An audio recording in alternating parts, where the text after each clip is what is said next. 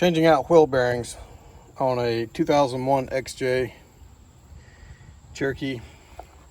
Just a quick tip for you. This is not a complete how-to video, but a very good tip that'll help you out. These bolts that hold the wheel bearing on, there's 3 of them. They are, or can be, incredibly hard to get out. And if you'll see the end here where it sticks out, and if you have like a 20-year-old wheel bearing and this bolt has been in here for about 20 years, there's the other one.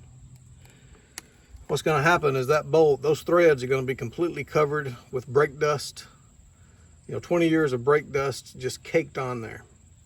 And if you break that bolt and you try to back this bolt out with all that caked up debris on there, it can be incredibly hard, and you could actually break the bolt. It'll make your life a lot easier. Get you a wire brush, brush them down real good. And then I have a pick. Harbor Freight sells these. It's just a little pick, kind of like a little dental pick. And then I scrape out each of the threads the best that I can. And then you can get under here with the wire brush couldn't get. And just continue scraping and remove all of that debris, everything that you can, off of those threads. And I've already done this one. You can see down there all the crap that I removed off of it. And just keep going till you get everything clean, all the threads, and then take some penetrating oil, WD-40 or any good penetrating oil, and then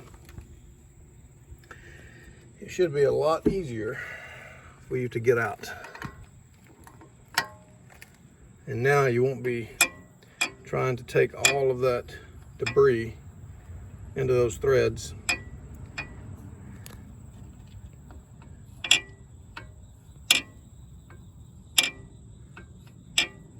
I didn't do that on this first one,